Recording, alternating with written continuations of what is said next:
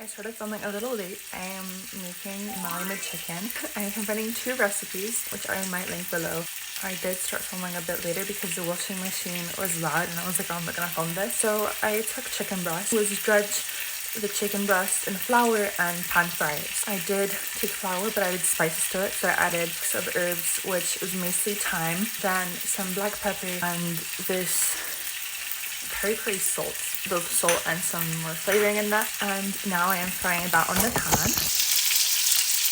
I don't know how long it's been on that. I'm aiming for like around 10 minutes in total, just until both sides have a nice color on them, because they will go back in the pan, and just to give them a bit of flavor and obviously friction proof. So aside from that, it's a really simple recipe. I've just cut up some garlic. This is 3 garlic cloves. And then I put some sun-dried tomatoes. I am going to chop those up and actually fry those. I just want to really infuse the oil. And then are going to add actually also some red chili flakes to that as well for the spice factor.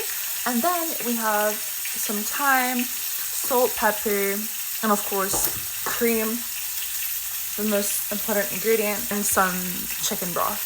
So it's a really simple recipe, but it's really good. So that is what we're making. I'm gonna chop the tomatoes now and I'll let you watch.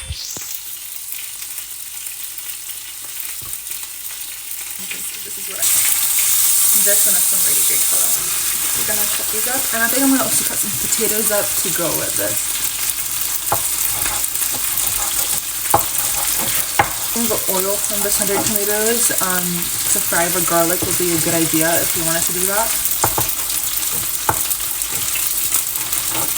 There's quite a lot of tomatoes. This is about a cup. I just took the chicken out. This is gonna be for the aromatics. I actually will use my tip, and I will use the oil from the sun-dried tomatoes. This one infused even more flavor and umami and tomatoiness into the recipe.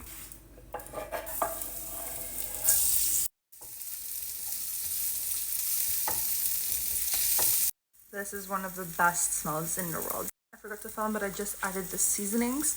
So I added red chili flakes, a seasoning that's mostly thyme, and also some rosemary. Like, it's really fragrant. I added some of the broth to deglaze the pan, and I actually think I need to switch to a deeper one because this one's quite shallow. So we might switch to my Singapore pan, the beloved pink one. I might make a switcheroo. Now I think I'm gonna add the cream.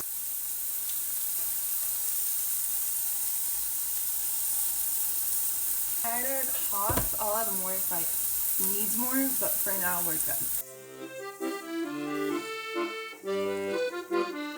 And we'll just let that simmer while we make potatoes or pasta.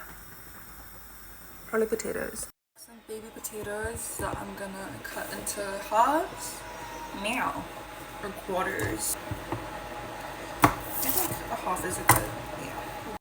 Word of truth, I actually oversalted it a little bit. So I added the potatoes to the actual sauce because they absorb saltiness.